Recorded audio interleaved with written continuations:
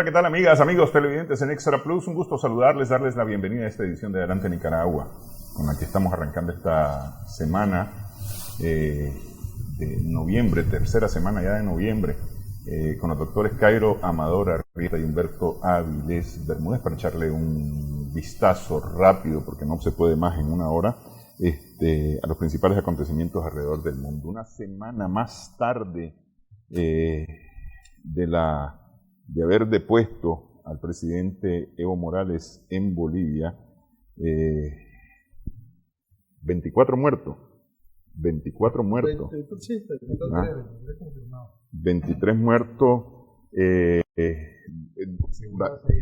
Según la Comisión Interamericana de Derechos Humanos. Permiso para reprimir de la manera que sea, no importa, por parte del gobierno de las Fuerzas Armadas. Además, el uso de las Fuerzas Armadas en la represión de las manifestaciones, porque la policía supuestamente no se da abasto. Un gobierno que se autoproclamó interino, una asamblea o un poder legislativo que finalmente logra sesionar y dice que ese gobierno es ilegítimo. Y las cosas están lejos de calmarse en Bolivia. El tenor literal, la letra del artículo 3 del decreto 4078, que fue emitido además el viernes pasado, el mismo día que se dieron 9 muertos en un enfrentamiento en una zona cocalera boliviana, como muy cerca de Cochabamba, ¿no? Entonces, el artículo en cuestión, el artículo 3 de dicho decreto, dice textualmente: el personal de las Fuerzas Armadas que participe en los operativos para el restablecimiento del orden interno y estabilidad pública estará exento de responsabilidad penal cuando, en cumplimiento de sus funciones constitucionales, actúe en legítima defensa o estado de necesidad, en observancia de los principios de legalidad, absoluta necesidad y proporcionalidad. Este es un derecho penal de nuevo tipo, pero con viejos tufos, si se me permite la expresión. Tan es así que inmediatamente la misma Comisión Interamericana de los Derechos Humanos, que ve violaciones a los derechos humanos, en el mejor de los casos, no comprobadas, no verificadas suficientemente, y mucho menos investigadas, ¿verdad? Y este otro organismo, que es como un parlantito más del Departamento de Estado,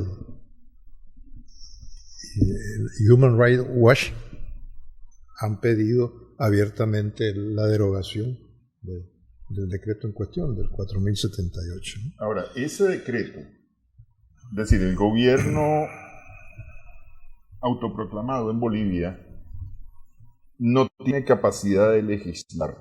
Ninguna, porque apenas cuenta con un tercio.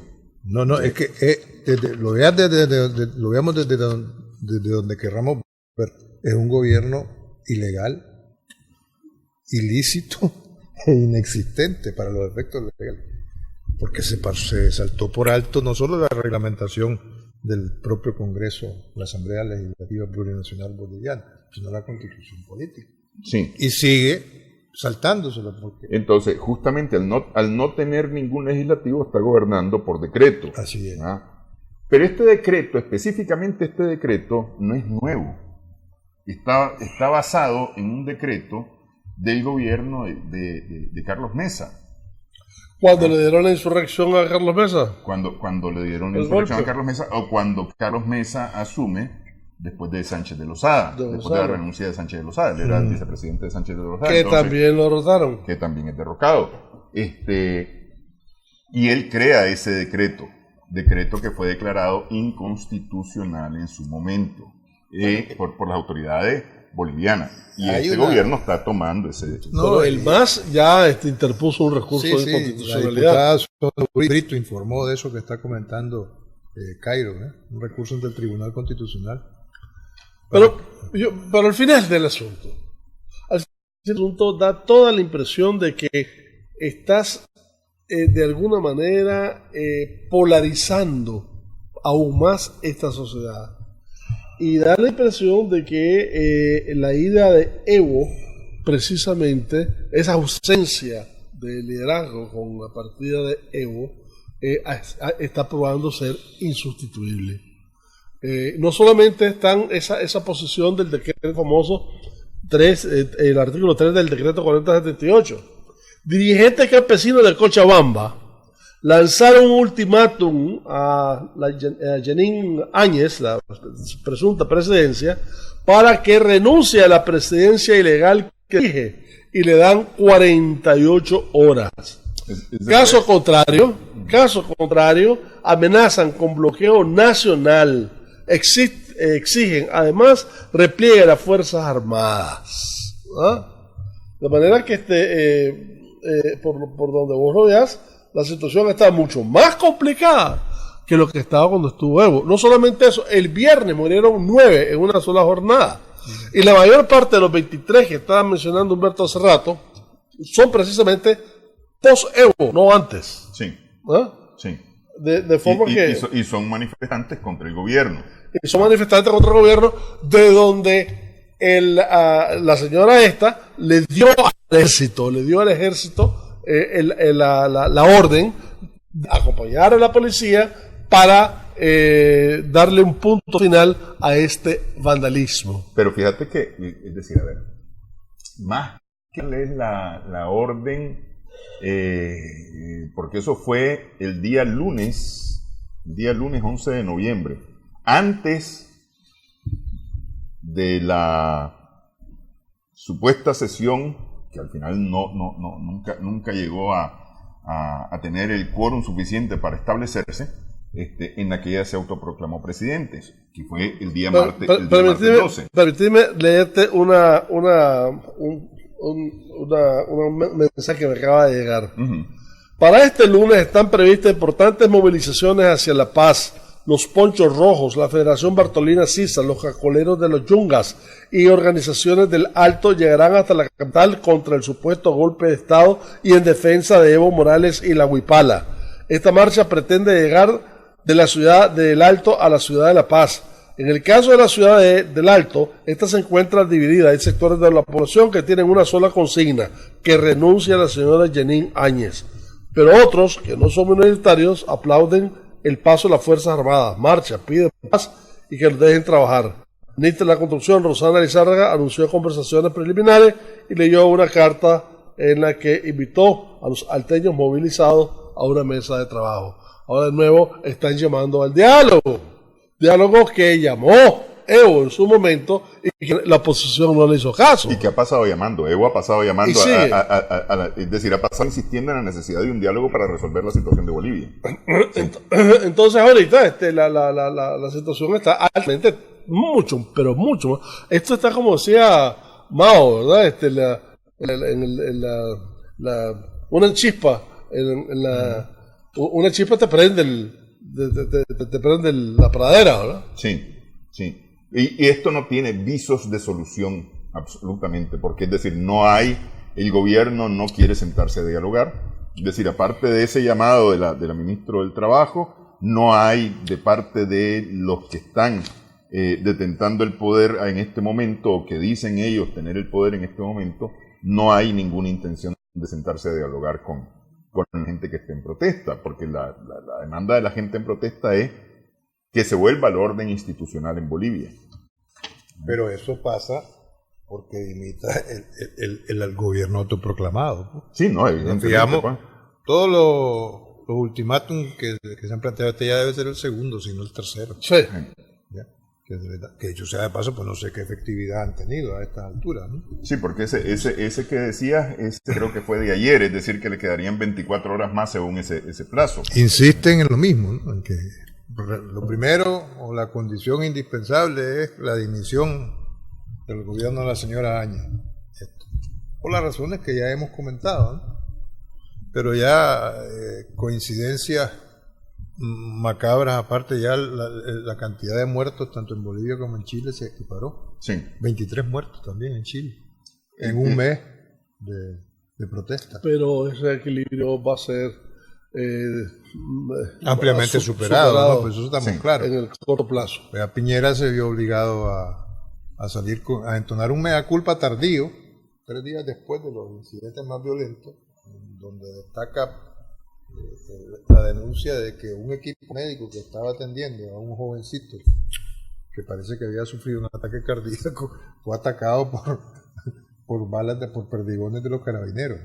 Esa es una de las denuncias. Pero en cualquiera de los casos me parece, comparando Chile con Bolivia, la actitud de Piñera era un poco más inteligente. Bueno, después de que salió como salió. Después de la guerra, después de que decir la que guerra. estamos en guerra. ¿Ah? Pero bueno, es que hay que tener gracia para salir del asunto no también, ¿verdad? Esto no está saliendo, esto está profundizando. Pero con todo y todo, es decir, declaraciones, pero las acciones continúan. Sí, es decir, no. Y este discurso de ayer en la noche de la Moneda, lavarse la cara diciendo que reconoce pues que las fuerzas del orden se excedieron, sí. Que no siguieron el protocolo de actuación idóneo, ¿no? Y que él se solidarizaba y daba las condolencias a las familias, las víctimas de esa violencia, y a los que sufrieron lesiones. Ya van 217 personas que han perdido al menos la visión en un ojo como consecuencia. Fíjate que dos cosas. Ese dato de las personas que han perdido un ojo, leía, me parece que la semana antepasada, cuando iban 154, si no me equivoco, que ese era un récord mundial que solamente tenía las tropas israelíes en la represión a las protestas palestinas, donde en 3 años 154 personas habían perdido el ojo en la represión.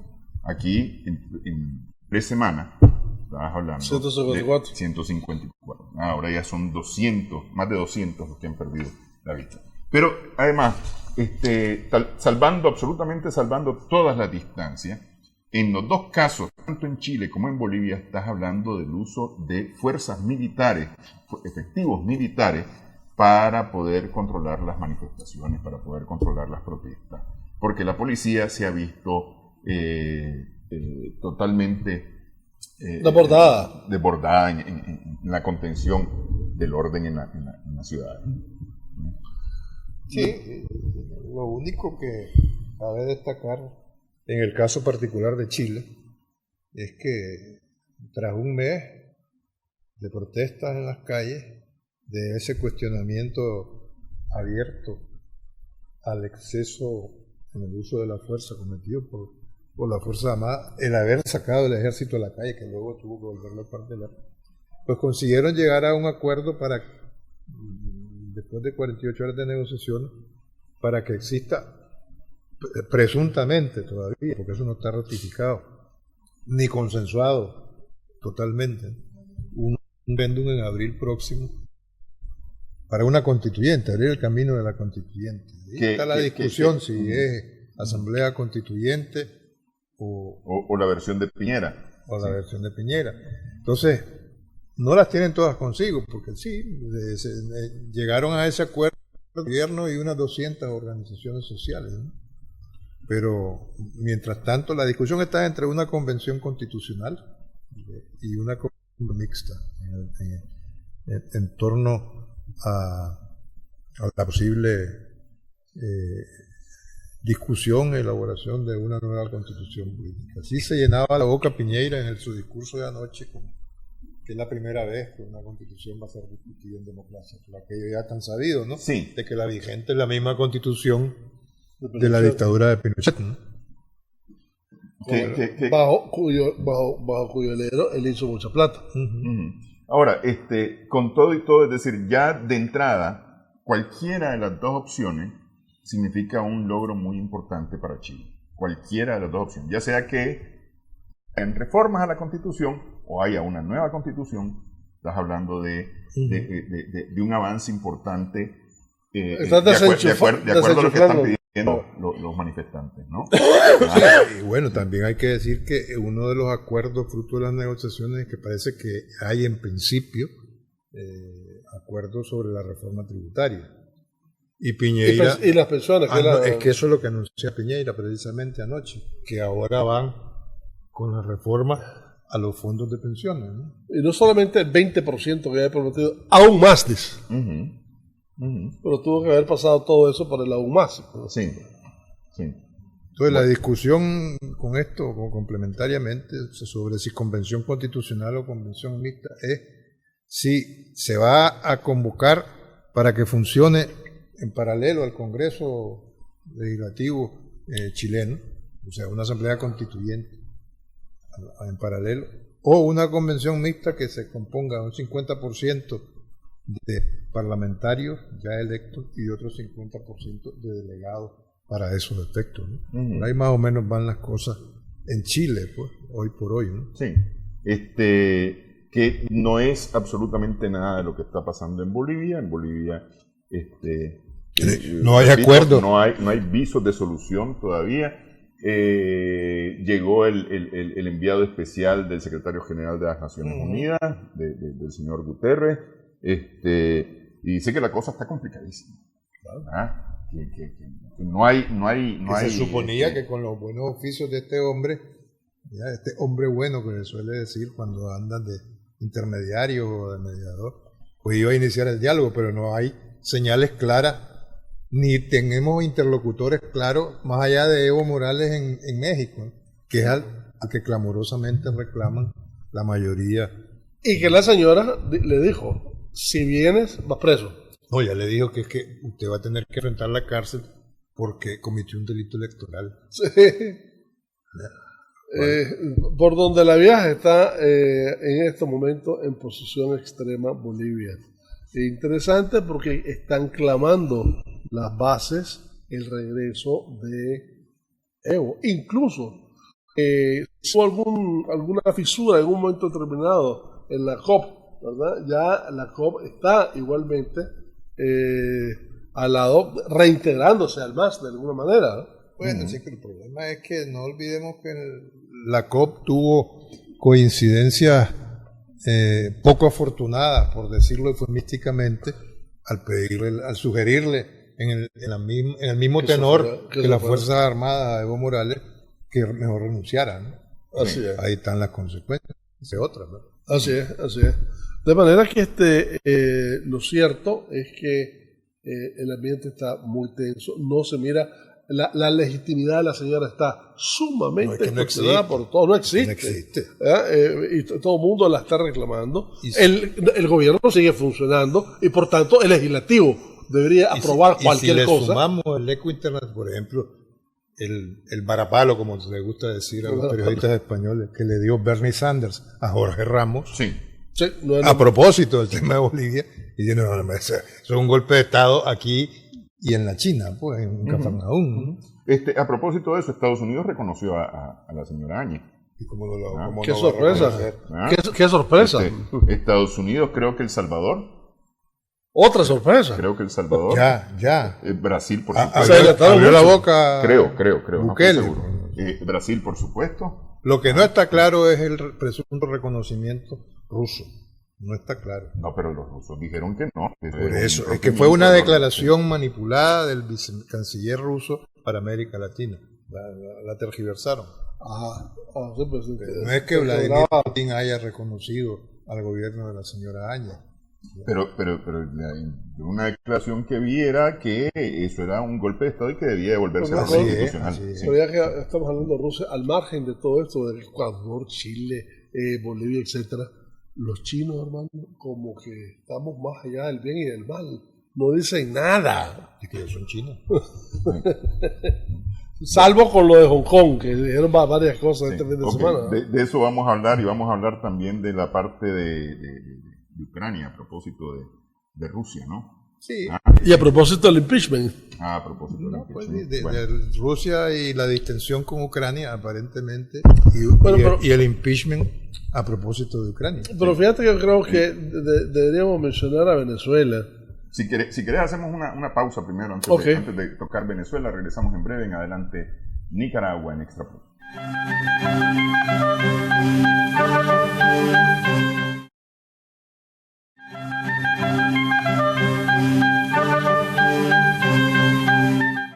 Seguimos en Adelante Nicaragua en Extra Plus, Cairo, Venezuela. Bueno, en Venezuela, tres cosas interesantes. Una, hablaron de ciertos indicadores económicos a final de este año. Y resulta que efectivamente el Producto Interno Bruto va a bajar 35% este año. Las proyecciones, incluyendo las proyecciones del FMI, dicen que el año próximo va a bajar igualmente el Producto Interno Bruto, pero menos 10%, es decir, 25% menos de lo que está bajando este año, lo que apunta a una discreta recuperación. Discreta, pero no y dura, por cierto, ¿verdad? Porque 10% negativo del PIB sigue siendo enorme, ¿verdad? Uh-huh. Y a propósito de esas cifras, se predecía que iba a tener 10 millones por ciento de inflación en Venezuela, cosa que no se había visto en ningún lado, cosa que yo creo que no aguantaría nadie en el planeta, ¿verdad? La inflación fue sustancialmente menor, aunque, por supuesto, altísima, ¿verdad? Estás hablando de un 200.000%, sumamente te desequilibra cualquier plan económico que tengas. Es decir, en los dos casos estás hablando de una desaceleración en la caída del PIB y el aumento de la inflación. Exacto. En medio de todo eso, Guaidó el sábado se tiró a la calle al calor de lo que está pasando en Bolivia, etcétera, y lanzó su nueva consigna: calle sin retorno. Maduro le respondió con una multitudinaria manifestación a favor de Evo. Y además aprovechó para decir que está distribuyendo 321.433 fusiles a sus milicianos. Guaidó básicamente tira dos mensajes. Uno, toma a Bolivia como inspiración. Es decir, respondiendo muy bien al Departamento de Estado y a Donald Trump sobre las lecciones de Bolivia para Nicaragua, Cuba y Venezuela. Claro, y el mensaje además dirigido no a la población en general, esto es selectivo a los militares para que emulen la acción de los militares en Bolivia. Y llamen a Maduro o recomienden a Maduro dejar el poder. Sugieran a Maduro dejar el poder. Con todo, dice que no hay soluciones mágicas. Pero, y que si antes no ha pasado, no ve por qué va a pasar ahorita. Pero esa consigna también demuestra que no es más que un mal pelele. ¿Le cae ese retorno? Sí, porque él se la puso en bandeja a Maduro para que le diga así, la de tu exilio. Así es. Tenemos que insistir, dice, hasta que el poder de las armas no estén al lado del dictador. O sea, todo esto ahora va dirigido al ejército. Pero esa es una estrategia. Esa no es una campaña nueva, es decir, pero revigorizada, sí. Cuando lo proclama o cuando se proclama el presidente, ¿cómo era el título? Presidente autoproclamado. Sí, no, es autoproclamado, pues, pero bueno, ahí hay un título que no recuerdo. Delegado era una cosa así. Sí, algo por ahí. Cuando se declara, lo primero que hacen es ir a repartir boletas a las unidades militares, llamar a militares a sublevarse. Pero además acordate que todavía yo no estoy claro que Sá Humberto nos dé luz sobre esto. Al principio Guaidó, cuando lo eligieron presidente provisional, era con un mandato específico de llamar a elecciones a los 30 días. Sí, pero es que le corrigieron el guión. Okay. En la medida que pero legalmente digo. No, eso es ilegal desde todo punto de vista. Luego terminó diciendo que es que los 30 días empezaban a correr cuando se fuera el usurpador Maduro. Así es. Okay, sí. Acordémonos que ahí hay un discurso y una acción diametralmente opuesta entre el poder legislativo legal y constitucionalmente constituido en Venezuela y la asamblea que presidía Guaidó. Me da la impresión entonces, con todo lo dicho, de que quieren poner a Venezuela de segundo, luego de Bolivia, y por supuesto de tercero vamos nosotros. No, claro. No en balde la reunión de todas las fuerzas sociales del país, unificando sus criterios y dando su cohesión a... No, pues sí, ahí en Nicaragua, sí.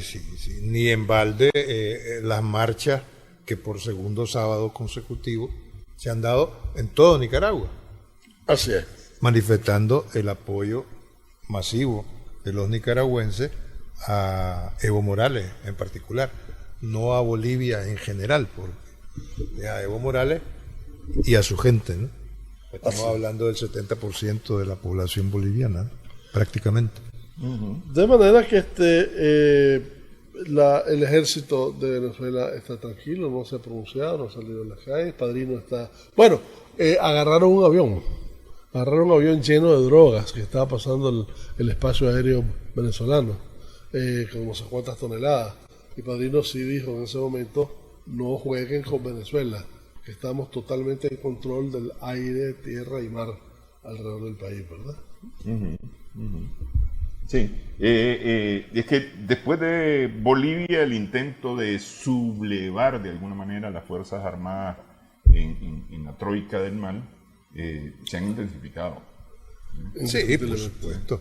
Y seguirán haciéndose, no solo Guaidó, que es de lo que se hacía eco Cairo.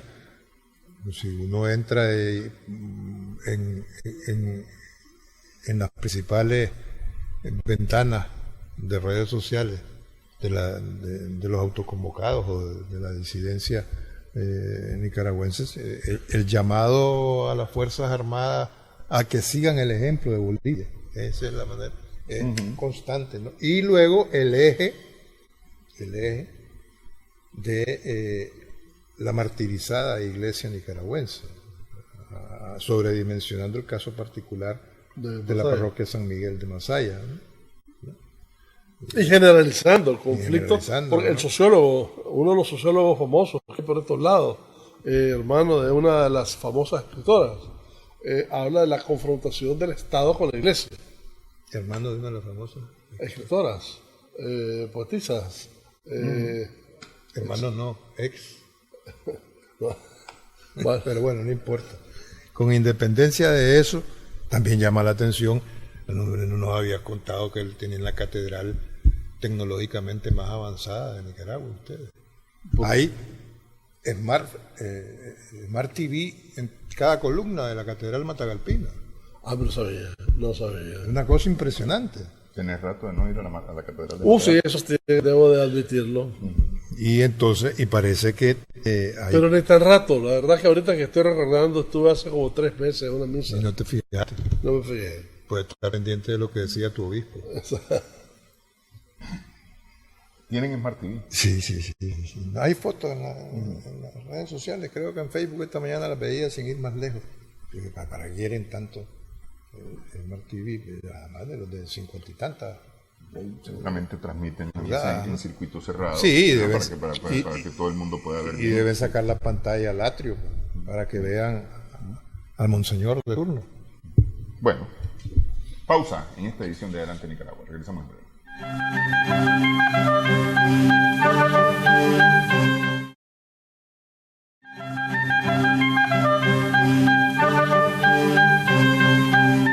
Seguimos en Adelante Nicaragua en Extra Plus. En Irán, la República Islámica de Irán, también se desataron protestas la semana pasada, a mediados de la semana pasada, cuando se anunció el incremento de los precios de los combustibles. Según el gobierno, es un alza justificada e irreversible, dijo el líder. Y eso levantó una serie de protestas muy violentas,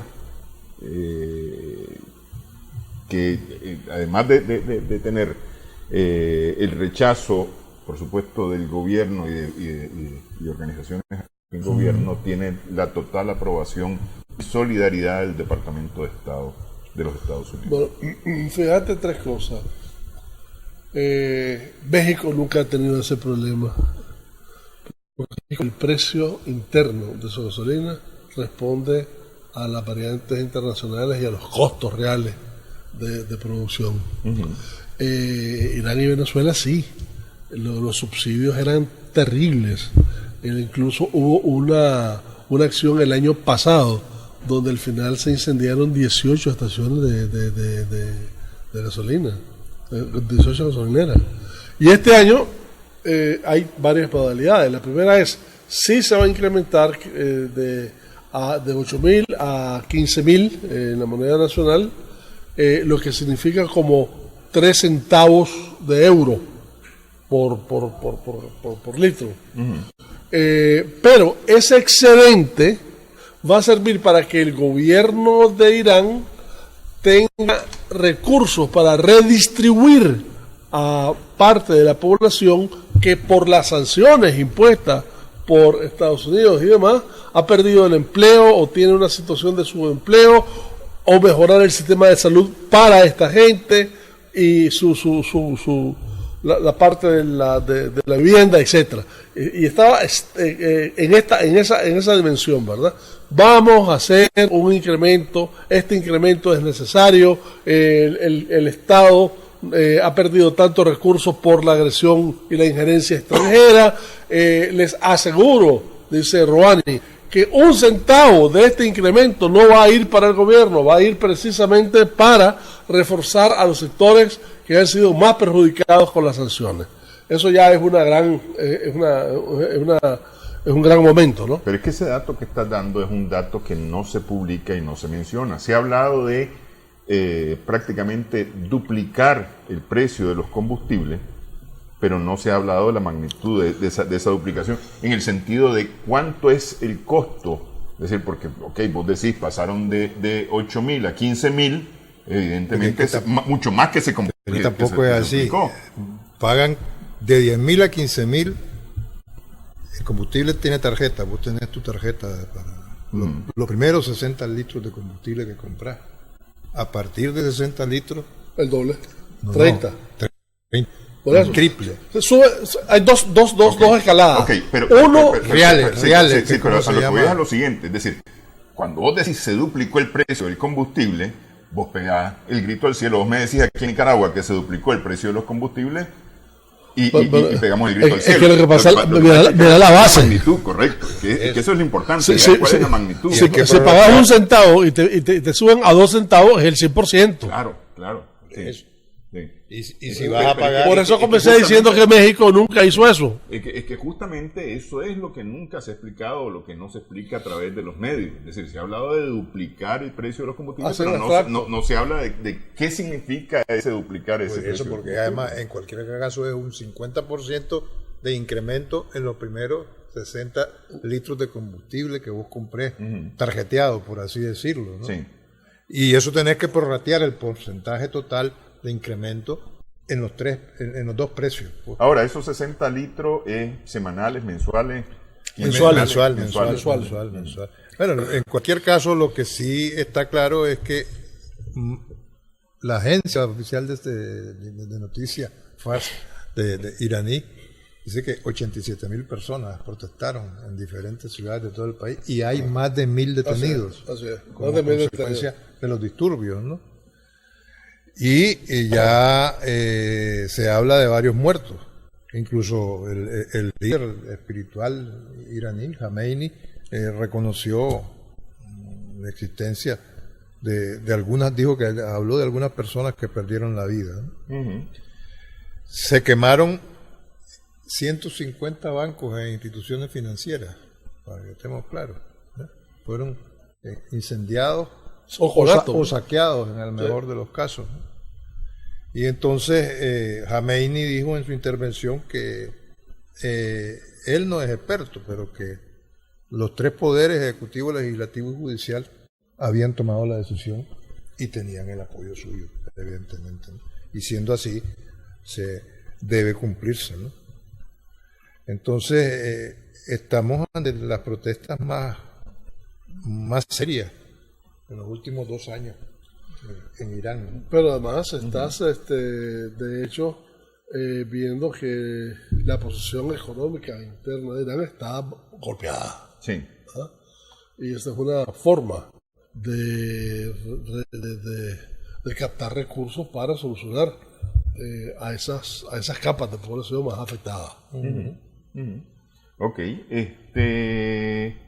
Mientras hablamos de protestas en Irán, nos vamos un poquito hacia el norte. En Moscú se anunció una conversación telefónica entre el presidente francés Emmanuel Macron y el presidente ruso Vladimir Putin en la que se centró obviamente en la distensión de las relaciones con Ucrania y la próxima cumbre que va a haber el 9 de diciembre, la cumbre del Cuarteto de Normandía. Bueno, pero es que ese Cuarteto de Normandía, ¿verdad? Que es Alemania, Ucrania, Rusia y Francia. Y son los que están a cargo de los acuerdos de Minsk, que no han terminado de aplicarse, en el caso particular del conflicto ucraniano y derivado de la anexión de Crimea y todas estas cosas. La independencia de Donbass. Exactamente. Va a coincidir, o mejor dicho, va a ser a posteriori de la reunión que en esta semana tienen en Bruselas la OTAN y los ministros de Asuntos Exteriores de la Unión Europea. Y coincide en el tiempo con la noticia hecha pública hoy de que Rusia devolvió las 3 embarcaciones militares que había incautado el estrecho de Kerch hace casi un año. Menos días, un año, ¿no? Aparte de que en octubre pasado les había devuelto a la tripulación, a los 24 tripulantes detenidos que estaban presos en Moscú. Sí. Pero hay un de estas 3 embarcaciones. Hay un trasfondo interesante en esto. Uno, Macron es ahorita el principal artífice de una refundación de la Unión Europea. Es que por eso es que yo leí y comparto, como habrá leído, que lo que está haciendo Macron es lanzar un gran pulso, una tercia que decimos aquí en Nicaragua al resto de Europa. Él está viendo, se van ya los británicos, el Reino Unido. La señora Merkel va de salida. Entonces, todo la chispa que te gusta vos citar, Amado, que encendió la pradera europea para ver venir al emperador Macron. Aquí no nos olvidemos, lo hemos bautizado en más de una ocasión. Fue una entrevista que él dio a The Economist, a este periódico británico muy famoso, donde dice cosas que todavía están con los pelos parados, en particular Jens Stoltenberg, el secretario general de la OTAN, dice que la OTAN está en estado de muerte cerebral. Exactamente, así lo dijo. Y que la velocidad con que la Unión Europea viene trabajando en torno a la elaboración de su política de defensa es de caracol, en el mejor de los casos. Así es. Y que si eso es así, si Europa no reconoce que es una potencia soberana y que es una gran potencia, nadie lo va a reconocer. Y además que está harto de que la Unión Europea, lo dijo en esos términos a The Economist, siga anclada, y sus políticas y su comisión siga anclada en el siglo XX. Y la famosa austeridad que impuso la locomotora germánica, sobre todo desde el punto de vista económico, y el techo presupuestario que no permitía que nadie lo rebasara. Entonces, está planteando, esa es la propuesta que él va a compartir ahora en esta cumbre de la Unión Europea y de la OTAN, y lo que va a plantear en el Cuarteto de Normandía el próximo 9 de diciembre.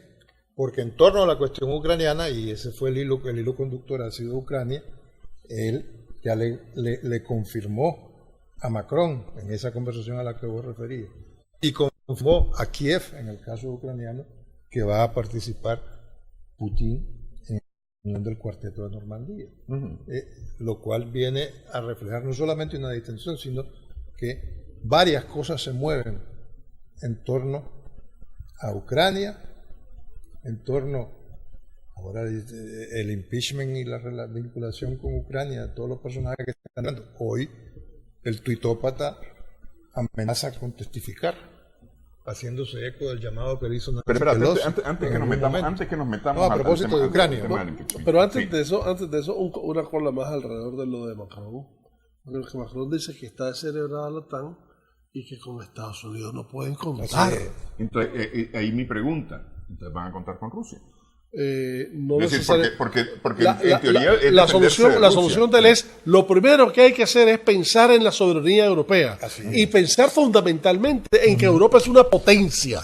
Correcto. Sí, Sí. Correcto, pero en ese sentido, y lo decía Humberto, van a paso de tortuga en lograr hacer eso. No, de caracol, dice. De caracol. Entonces van a contar con de alguna manera, el padrinazgo de Rusia para protegerse. No, es que él ha dicho también que si la Unión Europea no afianza su soberanía, empezando por la política común de defensa europea, por tomar decisiones económicas serias, para ser una potencia también en lo económico, ¿ya?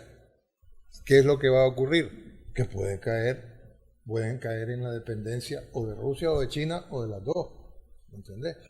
Es lo contrario lo que estás diciendo. Claro. No, pues, Por eso. Pero además está empezando a dar ahora una de cal y otra de arena, porque en esas declaraciones a The Economist y en la última reunión última cumbre europea, Francia y Macron en particular le cerraron la puerta a las negociaciones para que puedan acceder a la Unión Europea los Balcanes. Entonces, ahora ¿qué está planteando? Y es parte de la propuesta que va a llevar esta semana a la reunión de la OTAN y de la Unión Europea, que se reabran las negociaciones para que pueda acceder Macedonia del Norte. Pero con más exigencia. Por supuesto, por supuesto. ¿Vinculadas a qué? A las famosas características del Estado de Derecho. Un poco lo que le han estado aplicando la Unión Europea a Polonia, a Hungría, a Turquía en menor medida. Entonces, ahora viene a darla con dulce, hablando en buen nicaragüense, Macron, ¿no? Porque pero sintió fíjate que se le pasó la mano. Pero fíjate de que las condiciones no son económicas, ¿verdad? Es más, dice, ese estrechamiento que fue impuesto por Alemania, de no tener más de un 3% de déficit, por ejemplo, ¿verdad? Eso no importa, no es el asunto ese, el asunto es fundamentalmente estar integrado como continente. Y eso se lo está diciendo a Orbe, entre otras cosas, y a los Kuczynski, ¿verdad? Y a los alemanes le está diciendo, aceleremos la consolidación de la Unión Bancaria Europea. Sí. Y propone un fondo de aseguramiento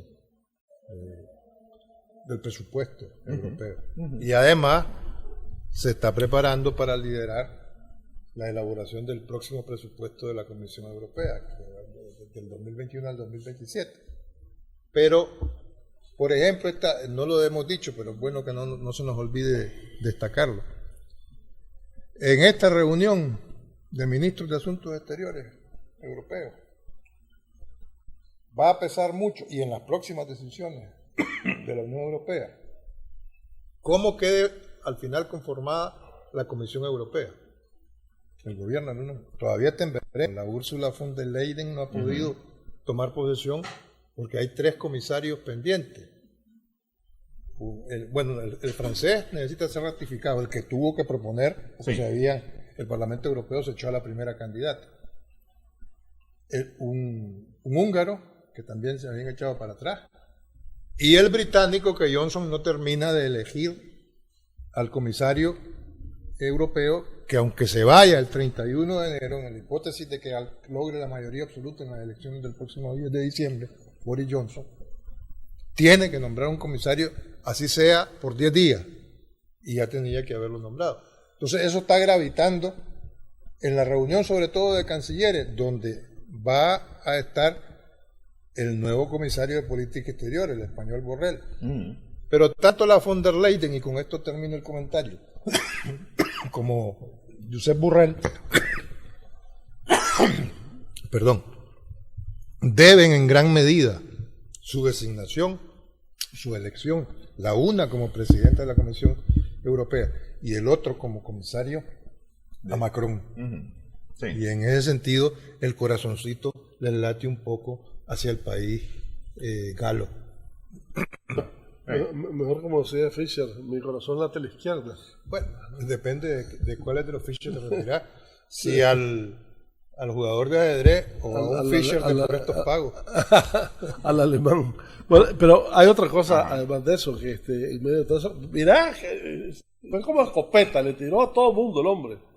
Alemania, aparte del rol político que está dejando el vacío Merkel, etcétera, etcétera, le dice Alemania ha sido la gran ganadora en este asunto de la Unión Europea, sobre todo en la zona del euro, ¿ah? Pero también es la gran responsable de todas las discusiones de esa zona. Sí, y igualmente que está harto de ver cómo Alemania, desde el punto de vista financiero y en lo económico dentro de la Unión Europea, se le ha tratado con un favor desproporcional. Así es. Y esa situación, dice, es insostenible. Sí.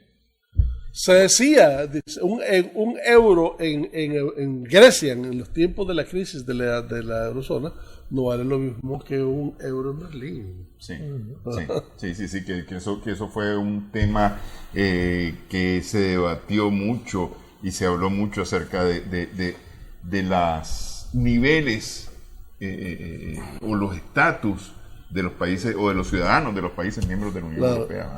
Hacemos pausa en esta edición de Adelante Nicaragua.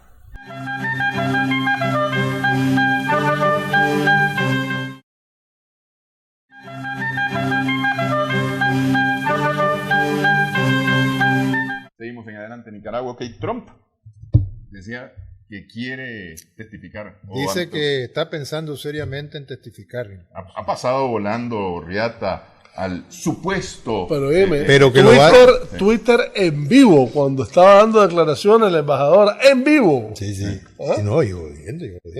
Y entonces dice que además piensa hacerlo, porque dice que vaya personalmente, dice, piensa testificar por escrito. Y todavía no se ha pronunciado en torno a que citen a declarar a John Bolton y a Giuliani, que es su abogado personal. Sí. Entonces, lo que sí está claro hasta el momento, que de los últimos declarantes, nadie ha dicho nada favorable para Trump, ¿no? Todo lo contrario. Lo que se deduce es que a todas luces, en el mejor de los casos, chantajeó políticamente a Zelensky, en ir más lejos, ¿no? Sí. Para el tema de la investigación en torno a las actividades de negocios de Hunter Biden. Pero según vi en Fox News, Giuliani hizo una declaración que no le ayudó mucho a Trump. Bueno, es que cuando el agua le está llegando a él también, ¿verdad? La escogencia es obvia. Giuliani, pues, será muy buen abogado, pero su mejor cliente es él. Claro, sí. Ahora, fíjate qué interesante, a propósito del impeachment y de todas estas cosas, y del modo de trabajar de Trump, que ya salió otro libro. Este libro es a favor de Trump. Lo escribió la Nikki Haley, la ex embajadora en Naciones Unidas, con todo respeto. Así se llama el libro. Y habla de cómo Kelly, por ejemplo, y el otro que trabajaba cerca de él, le hacían que dudara de lo que el presidente decía, o que simplemente no le hiciera caso, o que guardara los papeles y las órdenes que él llevaba para ponerles en el fondo. Porque estaba el hombre, no estaba muy cuerdo, que se diga, no tenía absoluta experiencia en materia de política exterior, ¿verdad? Y ella lo denuncia, y Trump se lo reconoce, ¿verdad? Como un gran gesto patriota. Sí, un gran aplauso para Haley. Pero la verdad es que eso va exactamente en la misma línea del libro que escribió Bob Woodward, que se llama Fears, y el otro que escribió antes, Rápido y Furioso, casi como Rápido y Furioso se llama, ¿verdad? O sea, ya son como 4 que tienen la misma tónica, 5 si pones el resultado de la investigación Mueller, que el hombre prácticamente es un incapaz. O lo tienen como incapaz su funcionario. O lo tienen como incapaz su funcionario, que sería peor todo. Y que porque además, un incapaz que se rodea, que sabe que es incapaz, pero que se rodea de un buen grupo, hombre, de alguna manera esconde su propia incapacidad. Pero si además de incapaz cree que es el mejor del grupo, pues ya se enredó la vida, ¿verdad? Sí. El caso es que en medio de todo eso, entonces, ya van 4 Müller, y con cantidad de declaraciones que apuntan a que el hombre es narcisista, aparte del perfil psicológico que le hicieron hace poco, que es narcisista, que es mitómano, etcétera, etcétera, etcétera, ¿no? Sí. Entonces, nosotros que no somos ciudadanos de Estados Unidos, aún así deberíamos preocuparnos porque estamos en manos, esa potencia está en manos de un irresponsable. Ahora, ¿eso se va a extender mucho más ese juicio? ¿Cuánto? O más bien esas sesiones de testimonio. Pues no La bola pica y se extiende. No tiene apariencia de terminar, sino todo lo contrario. En la medida que van declarando más testigos, parece que se va abriendo la posibilidad de que las testificales, además transmitidas en directo, sí, que se prolongue. Que todo esto además lleve finalmente al impeachment como tal, pues. Porque ahorita está, digamos, en los y si no lleva al impeachment como tal, yo creo que efectivamente sí va a lesionar seriamente su capacidad de ser reelecto. Ok. Hong Kong este fin de semana, este domingo próximo, va a elecciones distritales. Bueno, y está en medio de una... Eso está en alitas de cucaracha,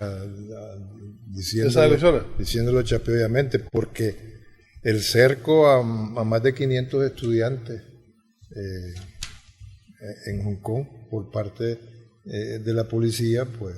Y hubo una parte del ejército también. No, es que ahora lo del ejército, a la Universidad Politécnica de Hong Kong, lo del ejército es que por primera vez este fin de semana, soldados del Ejército Popular de Liberación Chino, en traje deportivo, salieron a limpiar los restos de los destrozos provocados en las protestas. ¿Ya? Y entonces ahí es que les cayeron encima, ¿no? Alegando que el régimen de autonomía de la antigua colonia británica prohíbe que tropas chinas participen en tareas internas. Lo más que salió un portavoz del ejército chino, pero desde Tailandia, diciendo que lo primordial en este momento es restablecer el orden público. Pero además, si es a pedido de las autoridades locales. Exactamente. La condición indispensable es el pedido de las autoridades locales. Lo más seguro es que las autoridades le hayan pedido esa ayuda, que no es ninguna casualidad. Pero mensaje muy interesante. Sigan tirando flechas. Sigan tirando flechas, piedra, cócteles molotov y demás, y vamos a disparar en vivo. No, y no solamente eso, utilizan punteros láser. Sí, para los ojos y demás. Y otro detalle más en torno a Hong Kong es que el tribunal de Hong Kong, el alto tribunal de Hong Kong, declaró inconstitucional la ley que prohíbe usar máscaras en actos públicos. Entonces, eso es un triunfo para los manifestantes que portan, ¿no? Sí. Bueno, hora vencida. Sri Lanka. No. Lo dejamos para el próximo. Sí, lo vamos a dejar para el próximo. Igual que vamos a dejar para el próximo. Eso es como telenovela. No se pierda en nuestro próximo capítulo, ¿verdad? Un año de las protestas de los chalecos amarillos. Hombre, se me olvidó. Ahorita que estamos hablando de Macron, solo 71 detenidos. No pasó nada. 28.000 personas manifestándose en toda. Pero solo 71 detenidos. Lo dejamos para el próximo programa para que entremos en detalle. Gracias por su atención, gracias Humberto, gracias Cairo, gracias por su atención. Esperamos que el programa haya sido de provecho para usted.